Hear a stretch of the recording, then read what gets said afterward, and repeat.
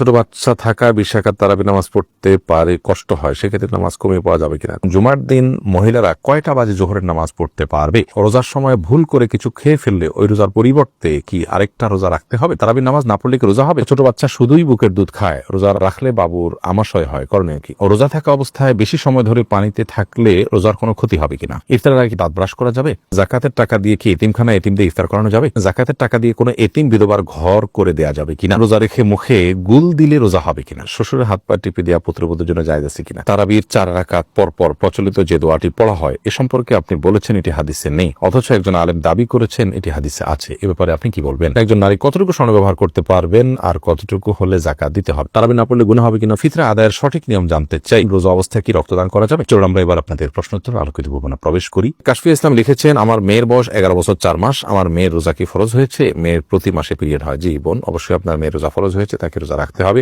জাকিয়া হোসেন আপনি লিখেছেন, একজন নারী কতটুকু স্বর্ণ ব্যবহার করতে পারবেন আর কতটুকু হলে জাকাত দিতে হবে?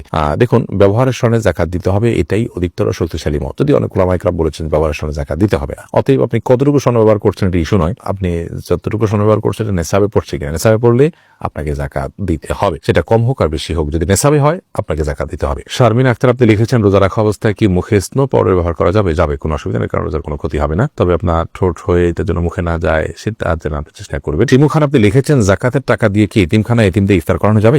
ইফতার করানো তখন জায়েজ হবে যখন ইফতার করার কোনো ব্যবস্থা গরিবের নাই, তখন আপনি জাকাতের টাকা দিয়ে সে অ্যারেঞ্জ করলেন। মূলত জাকাতের টাকা তাদেরকে দিয়ে দিবে, তাদের প্রয়োজন অনুযায়ী খরচ করবে।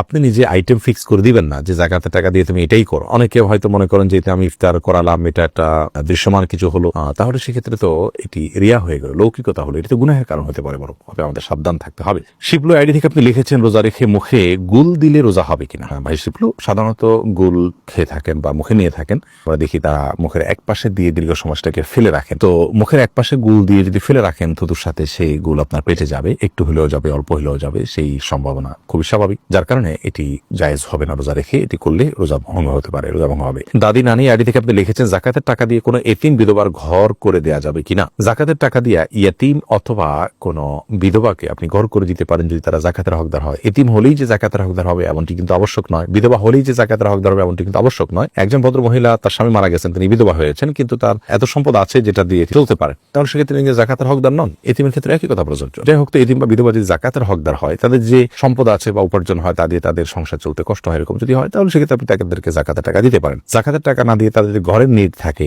যে তাদের নিরাপদে থাকার মতো কোনো ঘর নেই, সে প্রয়োজন থাকে, এবং টাকা দিলে তারা হয়তো নষ্ট করে ফেলবে, আপনি তত্ত্বাবধান করে তাদের হয়ে ঘর নির্মাণ করে দিলে জাকাতের টাকা দিয়ে এটা জায়েজ হবে। ইফতারের আগে দাঁত ব্রাশ করা যাবে? খালি ব্রাশ করতে তো কোনো অসুবিধা নাই, পেস্ট দিয়ে ব্রাশ করাটাকে উলামায়ে কেরাম মাকরু বলেছেন, যদি আরবিয়ান স্কলাররা সেটাকে মাকরু বলেন না, তো মাকরু হওয়ার মতটাই অধিকতর শক্তিশালী। কারণ হলো এটি ছাড়াও আমরা আমাদের দাঁত পরিষ্কার করার অপশন আছে, তাহলে বিনা প্রয়োজনে দাঁতে এটা ঘষলাম, তাহলে থুতুর সাথে আমাদের এটি পেটে যাওয়ার সমূহ সম্ভাবনা থাকছে। এই কারণে এটা অ্যাভয়েড করাই ভালো। আমরা মেসওয়াক করবো বেশি বেশি করে, আর খালি ব্রাশ করতে পারি, আর পেস্ট দিয়ে ব্রাশ করবো আমরা তার সারি করার পর্যন্ত। যদিও যদি আপনি ব্রাশ করেন পেস্ট ব্যবহার করে এবং কুলি করে ফেলে দেন, কোনোভাবে যেন গলার ভিতরে না যায় সেদিন আপনার চেষ্টা করেন এবং না যায়, তাহলে সেক্ষেত্রে আপনার রোজা হয়ে যাবে, রোজা হবে না বা সেরকম না। ফাহমিদ আপনি লিখেছেন, শ্বশুরের হাত পা টিপে দেওয়া পুত্রবধূর জন্য জায়েজ আছে কিনা? এটা করা উচিত নয়, কারণ হলো শ্বশুর তার হাত পা যদি পুত্রবধূ টিপেন, তাহলে সেক্ষেত্রে মানে কল্পনার জেনার দুয়ার উন্মুক্ত অন্তত হতে পারে, কমপক্ষে এতটুকু হওয়ার সম্ভাবনা আছে, যার কারণে গুনাহের দ্বার পর্যন্ত বন্ধ করতে হয়, এটাকে সাদ্দু জারায়া বলা হয়। তো যার কারণে এটা জায়েজ নয়। পুত্রবধূ শ্বশুর অন্য সেবা করবেন, তবে হ্যাঁ, শ্বশুর অনেক বৃদ্ধ, এত বৃদ্ধ যে এ ধরনের কোনো আশঙ্কা নাই, তাহলে সেক্ষেত্রে এটি করা যেতে পারে যদি একান্ত নিরুপায় থাকে, অন্য কেউ না থাকেন, এবং এটা যদি খুব বেশি জরুরি হয়, অর্থাৎ অনেকগুলো শর্তের উপর ভিত্তি করে। তারাবি না পড়লে গুনাহ হবে কিনা? পারভেজ হাসান তারেক লিখেছেন, গুনাহ মানে ক্ষতি, ক্ষতি তো হবেই। আপনি একটা সওয়াব থেকে বঞ্চিত হলেন। নবী করিম সাল্লাল্লাহু আলাইহি ওয়াসাল্লাম পড়তেন, সাহাবায়ে কেরাম গুরুত্বের সাথে পড়তেন, জামাতের সাথে, সুন্নাত মুআক্কাদা তরক করলেন, আপনি সেই অর্থে ক্ষতি হবে। কিন্তু এর কারণে কাবিরা গুনাহ হওয়ার, যেটা বড় পাপ হওয়া, বড় অপরাধ হওয়া, শাস্তি হওয়া আল্লাহর কাছে কিয়ামতের ময়দানে, এরকম কোনো কিছু হবে না। কিন্তু এটা পাপ এবং অপরাধ, আপনার ক্ষতি তো অবশ্যই হবে। অপরাধ এর মানে অপরাধ বলতে আমরা কবিরা গুনাহ যেটা বুঝিয়ে থাকি সেটা না হলেও, অত ইচ্ছাকৃত এটা না পড়ে থাকা উচিত নয়। করিম আপনি লিখেছেন, ফিতরা আদায়ের সঠিক নিয়ম জানতে চাই, সঠিক সময় জানতে চাই। ফিতরা আদায়ের সঠিক সময় হলো চাঁদ উঠেছে শাওয়াল মাসের, অর্থাৎ ঈদের চাঁদ উঠেছে তখন থেকে নিয়ে ঈদের নামাজের আগ পর্যন্ত এই টাইমটার মধ্যে, রাতের মধ্যে সকালের আগে আগে আপনি গরিবের কাছে পৌঁছাবেন। এটা হলো ফিতরা আদায়ের মূল টাইম। এই সময়ের মধ্যে এত অল্প সময়, শর্ট টাইমে ফিতরা আদায় করা যদি কঠিন হয় মনে হয়, তাহলে 2 দিন আগেও ফিতরা আদায় করাকে জায়েজ বলেছেন ফুকাহায়ে কেরাম। তবে কোন অবস্থাতেই ঈদের নামাজের পরে আদায় করলে সেটি জায়েজ হবে না, যেহেতু হাদিসে সুস্পষ্টভাবে পারে বক্তব্য রয়েছেন। নবী সাল্লাল্লাহু আলাইহি ওয়াসাল্লাম বলেছেন, ফামান আদ্দাহা ক্বাবলা আল সালাহ, যে ব্যক্তি ঈদের নামাজের আগে ফিতরা আদায় করলো, ফাহিয়া মাকবুলাহ, তাহলে সেটি ফিতরা হিসেবে আল্লাহর কাছে গ্রহণযোগ্য হবে ইনশাআল্লাহ।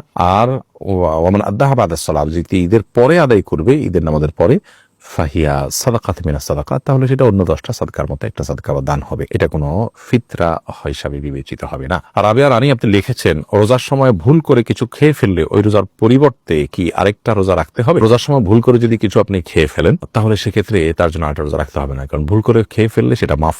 এবং এক্ষেত্রে আপনার বিভিন্ন হাদিসের সুস্পষ্ট বক্তব্য রয়েছে, যার কারণে রোজা রেখে রোজার কথা আপনার মনে নেই, আপনি খাচ্ছেন, হঠাৎ মনে হলো, তারপর আর খাওয়া ছেড়ে দিয়েছেন, মনে হওয়ার পর আর আপনি গিলেন নেই, তাহলে সেক্ষেত্রে রোজা ভঙ্গ হবে না এবং এর কারণে আরেকটা রোজা রাখতে হবে না। এরপর প্রশ্ন, ছোট বাচ্চা শুধুই বুকের দুধ খায়, রোজা রাখলে বাবুর আমাশয় হয়, করণীয় কি? একটু কষ্ট করবেন, প্রয়োজনে দিনের বেলা ঘুম পাড়িয়ে রাখবেন, আপনি নিজেও ঘুমাবেন, রাতের বেলা একটু জেগে থাকবেন, অর্থাৎ অভ্যাস একটু পাল্টাবেন, তাতে তো রাতেও তো আপনি দীর্ঘ সময় না খায় থাকেন, সেভাবে থাকবেন। এবং একটু কষ্ট হলে ডাক্তার দেখান, বিকল্প বের করেন। অর্থাৎ রোজাটা ফরজ বিধান, এই ফরজ বিধান আবশ্যক হওয়ার কারণে রোজা রেখে অন্যান্যগুলোকে কিভাবে ওভারকাম করা যায় সেই চেষ্টাটা আমাদের থাকতে হবে। এরপর ইয়াসিন শেখ আপনি লিখেছেন, রোজা থাকা অবস্থায় বেশি সময় ধরে পানিতে থাকলে রোজার কোনো ক্ষতি হবে কিনা? রোজা অবস্থায় বেশি সময় ধরে পানিতে থাকলে রোজার কোনো ক্ষতি হবে না, তবে যদি কেউ অনেক সময় ধরে গোসল করে এবং ডুব দিতে থাকেন, এর ফলে নাকে, মুখে, কানে দিয়ে তার পানি প্রবেশ করতে পারে, বিশেষ করে নাক মুখ দিয়ে পানি প্রবেশ করার সম্ভাবনা অনেক বেশি থাকে। তো এই সম্ভাবনার কারণে, এই আশঙ্কার কারণে অনেক বেশি সময় ধরে ডুবুডুবি করা উচিত নয়, কারণ এভাবে যদি পানি ঢুকে যায় তাহলে তার রোজা ভেঙে যাবে। তো রোজা ভেঙে যাবে, এরকম ভেঙে যেতে পারে, এরকম কোনো কাজ করা কোনো মুসলমানের জন্য জায়েজ নয়। সেই বিষয়টির উপর আমাদের খুবই সচেতন থাকতে হবে, দায়িত্বশীল থাকতে হবে, সাবধান এবং সতর্ক থাকতে হবে। আর রোজার বিষয়টি হলো যে পানিতে আপনি যদি কোনো কাজে আপনি থাকতে হলো, মাজা পরিমাণ, কোমর পরিমাণ বা বুক পরিমাণ থাকলেন, সেখানে 1-2 ঘন্টা, হয়তো অনেকে আছে পানিতে ডুবে কাজ করতে হয়, পানিতে আপনার নিজেকে কোমর পরিমাণ বা বুক পরিমাণ ডুবিয়ে তারপর কাজ করতে, কাজের অংশ হিসাবে, বিধায় সেটি তার জন্য জায়েজ আছে, কোনো অসুবিধা নেই। সের ফলে রোজার কোনো ক্ষতি হবে যে ব্যাপারটি সেরকম নয়, যদি পানি ভিতরে প্রবেশ না করে কোনো অসুবিধা নেই। আয়েশা সিদ্দিকা, ছোট বাচ্চা থাকা 20 রাকাত তারাবি নামাজ পড়তে পারে, কষ্ট হয়, সেক্ষেত্রে নামাজ কমিয়ে পড়া যাবে কিনা? কখন আপনি অসুবিধা হলো কম পড়লেন, কোনো অসুবিধা নেই। নফল যেহেতু এটা আপনার অসুবিধার কারণে আপনি একটু কম পড়লেন বা ভেঙে ভেঙে পড়লেন, এই সুযোগগুলো কিন্তু আছে। আহমদ রাহিম আপনি লিখেছেন, তারাবি নামাজ না পড়লে কি রোজা হবে? জি ভাই, অবশ্যই রোজা হয়ে যাবে। রোজার সাথে তারাবি নামাজের সম্পর্ক এরকম নয় যে একটা না করলে আরেকটা হবে না, দুটো স্বতন্ত্র ইবাদত। তারাবি কোনো কারণে পড়তে না পারলেও রোজা আপনাকে রাখতেই হবে এবং হয়ে যাবে। হাবিবা আইরিন আপনি লিখেছেন, জুমার দিন মহিলারা কয়টা বাজে জোহরের নামাজ পড়তে পারবে? জোহরের ওয়াক্ত হওয়ার পরে পড়তে পারবে, মসজিদে জুমার নামাজের জামাত হওয়ার পরেই পড়তে হবে এমনটি অনেকে মনে করেন, অথচ এমনটি কোনো আবশ্যক নয়। আপনি চাইলে জুমার নামাজের আগেও, অর্থাৎ ওয়াক্ত হয়ে গেছে জোহরের 12টা 1 মিনিটে, আজকে জোহর ওয়াক্ত হয়ে গেছে, এরপর থেকে আপনি বাসায় জোহর পড়তে পারেন। রফিক আহমদ আপনি লিখেছেন, তারাবির 4 রাকাত পরপর প্রচলিত যে দোয়াটি পড়া হয়, এ সম্পর্কে আপনি বলেছেন এটি হাদিসে নেই, অথচ একজন আলেম দাবি করেছেন এটি হাদিসে আছে, এ ব্যাপারে আপনি কি বলবেন? ভাই রফিক আহমদ, দুঃখজনক যে কথাগুলো ভালো করে অনেকে না শুনেই মন্তব্য করেন, আবার অনেকে শুনেও সেটাকে বিকৃত করেন। আমরা বলেছি তারাবির নামাজে 4 রাকাত পরপর যে দোয়া আমাদের দেশে পড়া হয়ে থাকে, সুবহানাজিল মুলক ওয়াল মালাকুতে শেষ পর্যন্ত, এই দোয়া 4 রাকাত পর, তারাবির পরে 4 রাকাত পরপর এ দোয়া পড়ার কথা হাদিসে নেই। আবারও বলছি, তারাবির 4 রাকাত পরপর এ দোয়া পড়ার কথা কোনো হাদিসে নেই, কোনো জাল হাদিসেও নেই। আবারও বলছি, তারাবির নামাজের 4 রাকাত পরপর এ দোয়া পড়ার কথা কোনো হাদিসে নেই। এই দোয়ার বিভিন্নভাবে এসেছে রুকুর তাসবিহ হিসেবে, সুবহানাজিল মালাকুতি ওয়াল জাবারুতি। রুকুতে নবী করিম সাল্লাল্লাহু আলাইহি ওয়াসাল্লাম সুবহানাল আযীমের জায়গায় আপনার এই তাসবিহ পাঠ করতেন, এ দোয়া পাঠ করতেন। তো রুকুর তাসবিহকে এনে যদি আপনি 4 রাকাত পরপর যে আমরা বৈঠক করে থাকি, বসে থাকি আরামের জন্য, রেস্টের জন্য, সেই জায়গায় আপনি সেট করেন, তার জন্য আপনার তো প্রুফ লাগবে। যেটা রুকুতে করতে বলা হয়েছে সেটা আপনি এখানে করছেন, তার ভিত্তিটা কি? সেখানে আমি বলেছি যে কোনো হাদিসের ভিত্তি নেই। তো সে মর্মে যদি কোনো হাদিস থাকে যে হ্যাঁ তারাবির পর 4 রাকাত পরপর এই দোয়া পড়ার কথা বলা হয়েছে, তাহলে সেটা উপস্থাপন করা যেতে পারে, এরকম কোনো হাদিস তো নেই। ফতোয়া স্বামীতে আছে, ফতোয়া স্বামীতে থাকার মানে তো হাদিস নয়, ফতোয়া স্বামী তো ফতোয়ার কিতাব। ফতোয়ার কিতাবে যদি কোনো কথা থাকে, কোনো আমলকে সুন্নাহ বলা হয় কথার কথা, কিন্তু হাদিসে তার কোনো প্রুফ না থাকে, তাহলে এটাকে আমরা সুন্নাহ বলতে পারি না। তো আমি যেটা বলেছি এটা পরিষ্কার যে 4 রাকাত পরপর, তারাবির 4 রাকাত পরপর এই দোয়া পড়ার কথা কোনো হাদিসে নেই। অতএব এই দোয়া আছে অন্য কোথাও পড়ার জন্য সে হাদিস এনে যদি আপনি 4 রাকাত পর পর পড়ার বিষয়টি প্রমাণ করেন, তাহলে সেটা তো অবশ্যই গ্রহণযোগ্য এবং হাস্যকর হবে। আশা করি বিষয়টি পরিষ্কার হয়েছে।